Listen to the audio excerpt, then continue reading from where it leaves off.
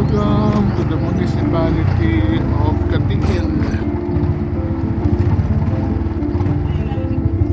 Okay, we just arrived dito sa pamahalahang bayan ng Katikin, sa pinakabayan. Ito ang kanilang municipal hall.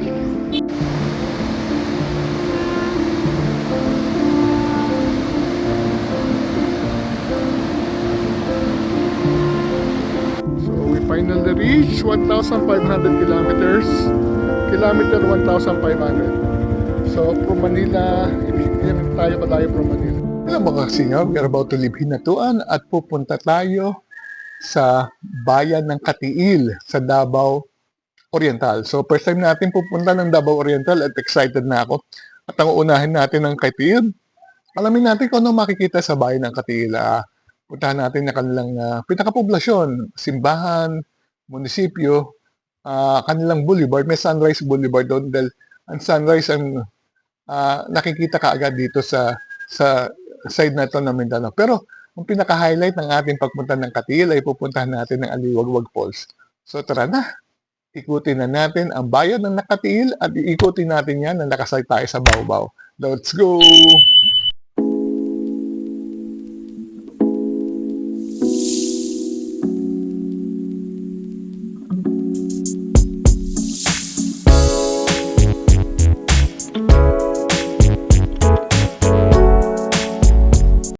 Good morning, Don. Mabuhay. We're ready to go to Katiil. So, lilipat na tayo ng region. Iba region yan, no? Davao region na. Ang Katiil is Davao Oriental. Ang ating kasama si Don. Leaving Hinatuan.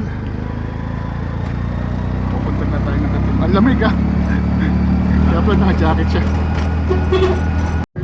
Leaving Hinatuan. See you soon. Dadaanan natin yung Boston, Halingi, Boston, dadaanan. Okay. So 100 kilometers to Katiil. Makapaba kaya mga 3 oras pala tama. Sabi mo 3 oras. So we're still doing the Pacific Coast. From Hinatuan, bibiyahe tayo ng Katiil. So mga 100 kilometers yung gagawin natin. First time natin gagawin ito. Ito na coastal road ng Eastern Mindanao from Caraga region to Davao region. From Surigao del Sur to Davao Oriental.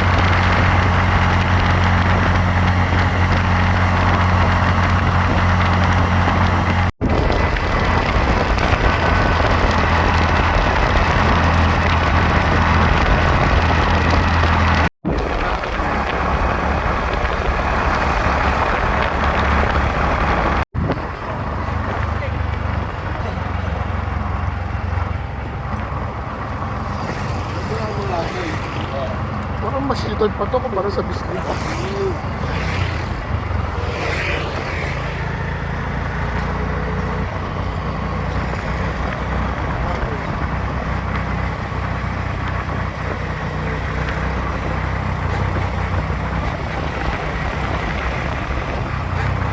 Tara, kain tayo sa Ures Angel, Yempo at Lechon Manok. Kaya pala.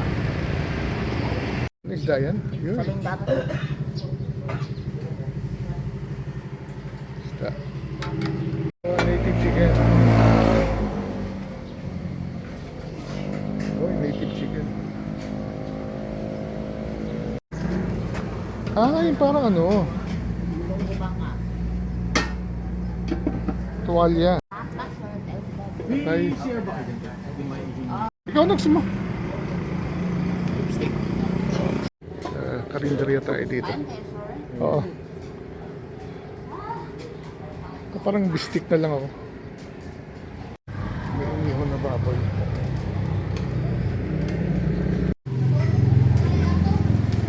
Baboy ba yan? Ha? Baboy? Baboy. Oo. Inihaw. Hindi malapit na maluto. Yan, gusto natin ulam. Ha? So ito yung buhay ng ginuro. Kumakain tayo kung saan bahay tayo. Ngayon, nasa Manggagoy. Mangagoy. So, sarap natin makinain talagang.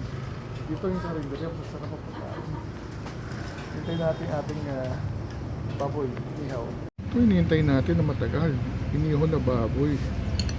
Grabe, sarap picture pala. Kuha kayo. Ubos ang aming pagkain. Ito ang gusto ko din sa mga probinsya. Masasarap ang kanilang mga pagkain karinderya. No? Maraming tao pa rin namimili. So this is Mangagoy. Parang mas city pa siya kumpara sa Bislig. So may Jollibee, may Gaisano, may Dunkin' Donuts.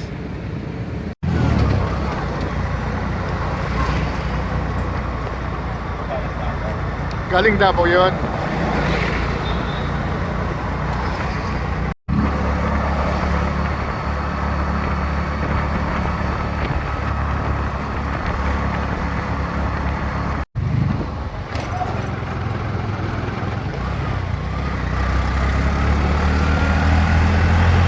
Lingig.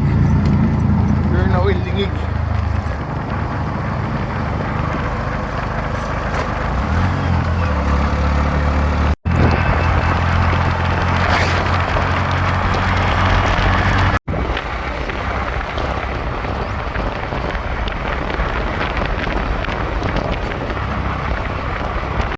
Sigsag na mga dinadaanan natin hanggang Katigil daw yun.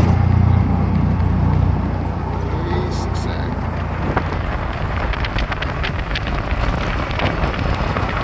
Pero maganda gawa ng kalsada. Yung mga parking.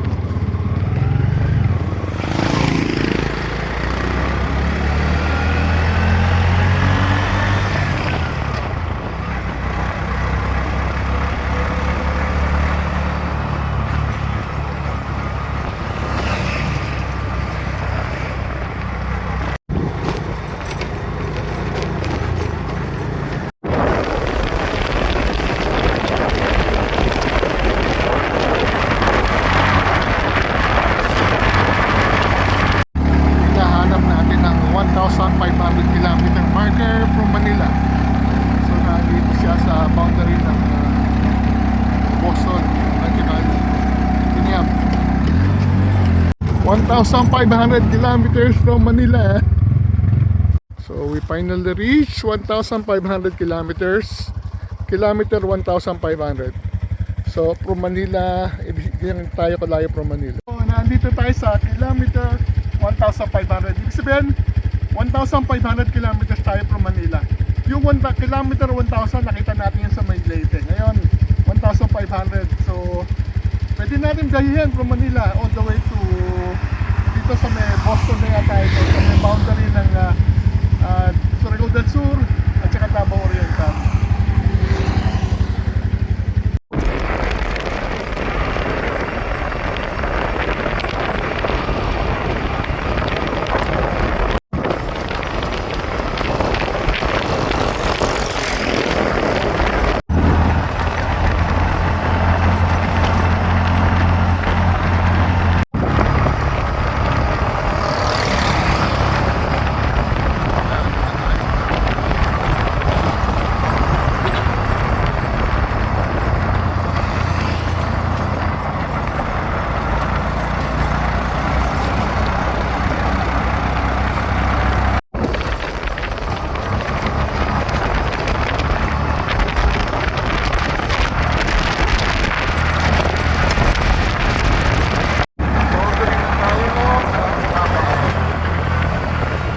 Welcome to Davao Oriental.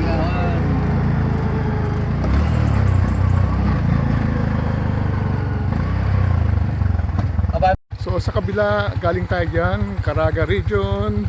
At ngayon, pumasok na tayo sa Davao Oriental. Nasa Davao Region na tayo. So, dyan tayo galing sa Caraga Region for 3 days. Ngayon, papunta naman tayo sa Davao Region. So ngayon, papasok na tayo ng Davao Region. Boston na to.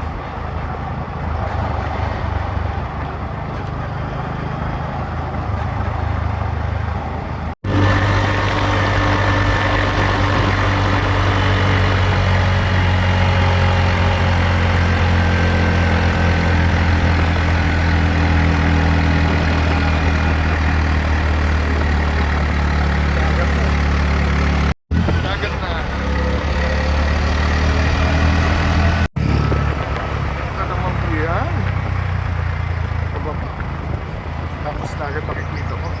May mga isla pa na.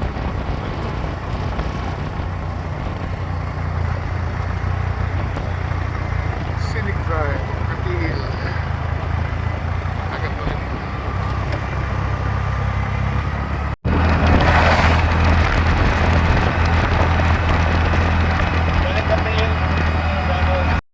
Welcome to the municipality of Katiil. Nandito na tayo sa Katiil, ang ating pinuntahan.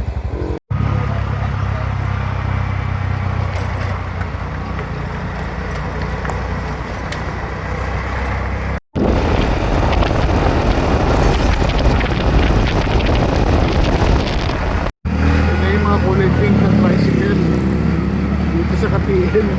Kulay pink niya talaga.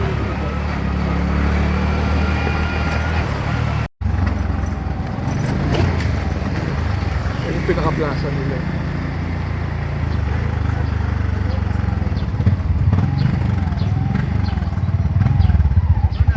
Tayo ng ano sir, munisipyo. Mamaya siguro pabalik. Doon na naman natin i-meet si ano, diba? Doon sa may word na Katiil. Meron malaking Katiil dyan eh. Signage.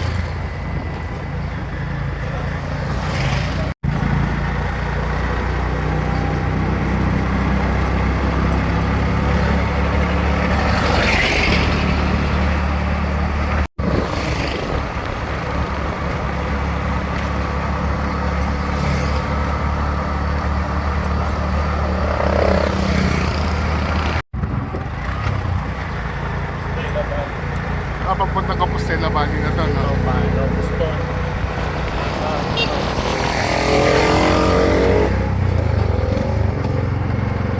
Saan ang lusot dito? Saan sa Compostela? Ha? Compostela. Compostela mismo, okay.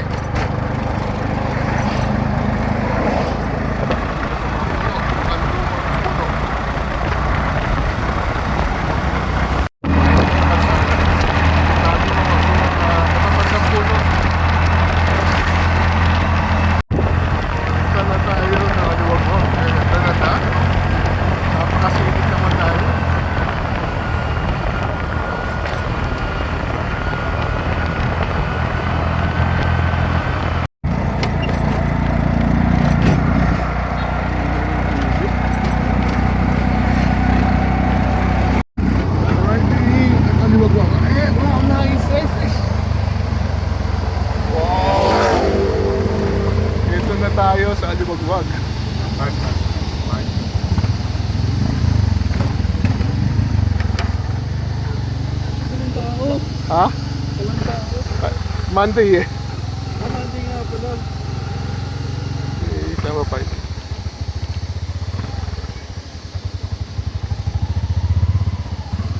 Okay, we were told that since it's a Monday, sarado yung ano, sarado yung park.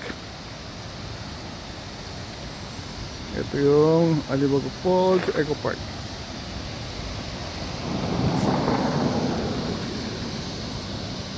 Okay, yung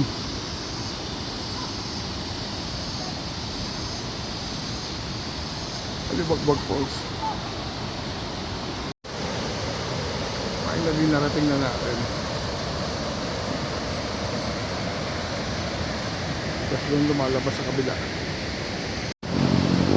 Alay mo, narating na rin ang Alibagbag Falls na napakaganda. Yun ang isla sa baba.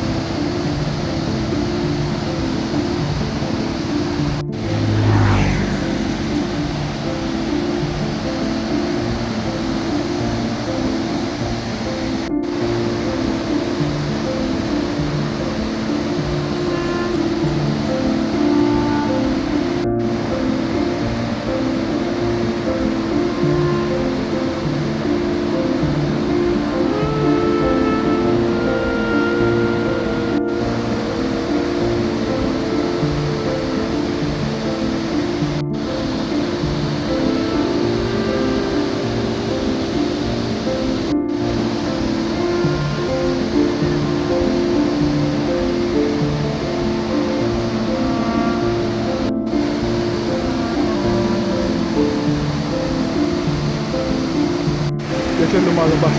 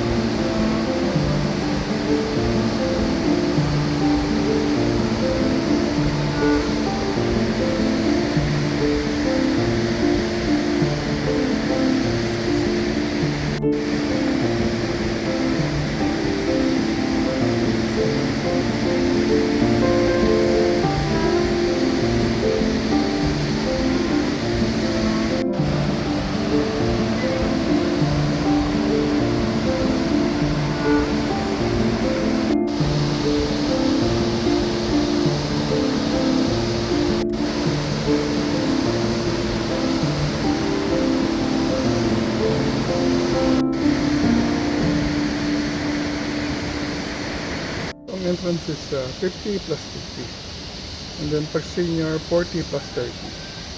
So we finally arrived dito sa Alibagbag Falls sa Katil. Unfortunately, it's a Monday, so hindi tayo makapasok doon sa bridge. But just the same, I'm glad na finally narating natin ito. Napakaganda. Ito daw yung sa pinakamataas na waterfalls in terms of drop. Mga 300 meters mula sa taas ng bundok. Dire-diretso yan. Napakahaba ng Aliwagwag Falls na kung saan nandoon tayo. So hopefully soon mababalik tayo at makover natin ang buong stretch ng Aliwagwag Falls. Okay. Bakit this item done? Aliwagwag Falls. So napuntahan na rin natin tayo. Kami, inom muna tayo ng Coca-Cola. Medyo mainit. At tayo naka-jacket. Tinitiis natin para lang maganda sa picture. Pero mainit. Same bridge. Ito yung mga sasakyan dala natin. Pwede mo mag-park sa may harapan. After this, pabalik na tayo ng Katiil.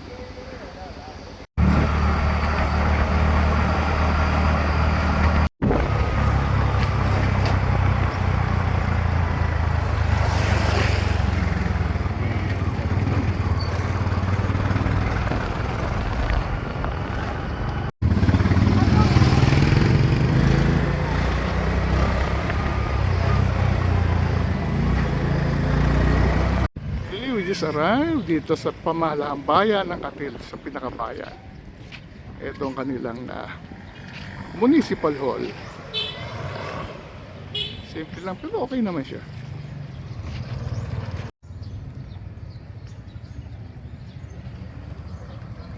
Around the plaza, may mga andito rin yung harapan simbahan. Pati yung monumento ni Rizal.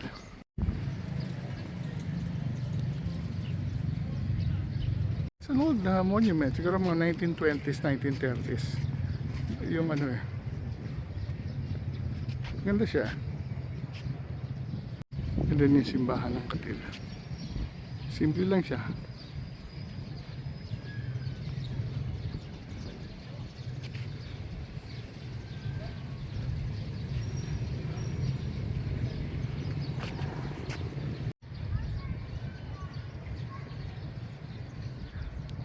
Ang ganda ng plaza nila. Merong malaking puno sa gitna, tapos doon nilagay yung stage.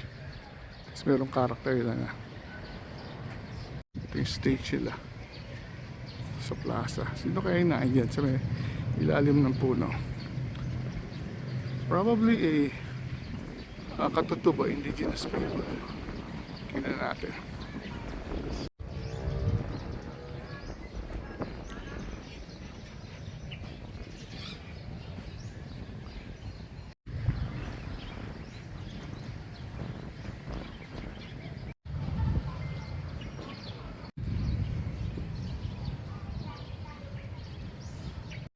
Public market at saka bus terminal magkasama pala. So, may mga biyahe dito Davao.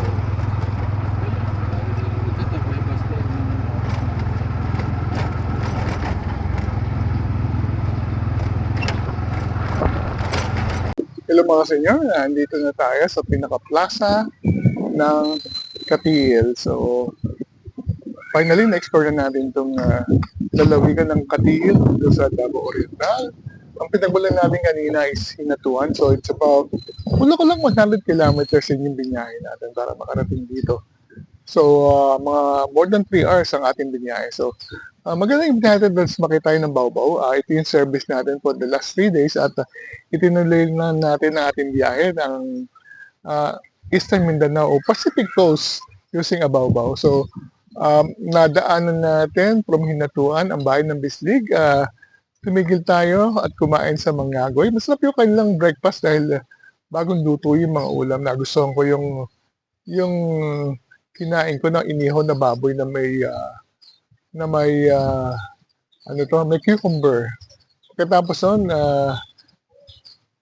dire-diretso ang ating pagtakbo at dumaan tayo ng Lingib. Sa Lingib, natuwa ako dahil nadaanan natin kilometer 1,500. Ito yung marker na nagsasabi na tayo ay 1,500 kilometers from Manila. Pagkatapos noon, dinaanan natin ng pinaka-boundary ng Surigao del Sur at ng Davao Oriental sa pagitan ng Lingib at saka ng Boston.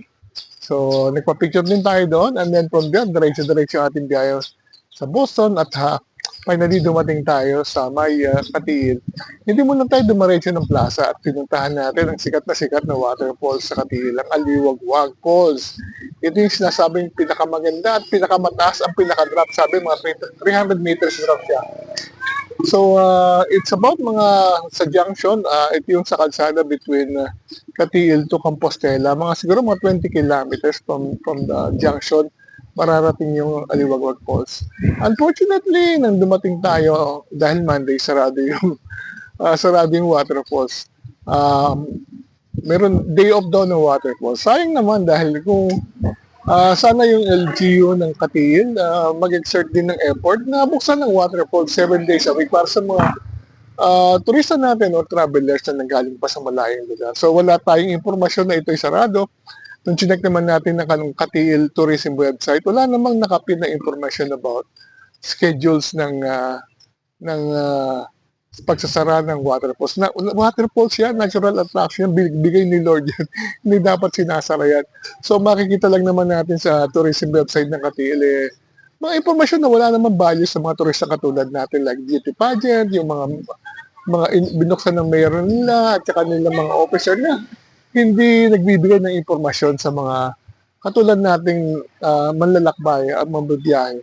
Anyway, sana naman maging considerate ang Katiil Tourism na buksan kahit Monday ang natural attraction tulad ng Aliwagwag Falls. Anyway, nakita rin naman natin from the tulay, although bawal din daw mag-picture sa tulay. Another policy na dapat nire-review ng local tourism. And pagkadating nun, bumalik naman tayo dito sa pinaka-sentro ng Katiil. Nakita natin ang kanilang munisipyo na although simple lang, it's parang luma siyang structure, yung simbahan, yung plaza, yung kanilang stage na nasa gitna ng sa malaking puno at saka merong statwa ng Mandaya tribe. So anyway, hindi natin napunta na kanilang tabing dagat na maganda at saka yung mga beach, meron daw surfing dito.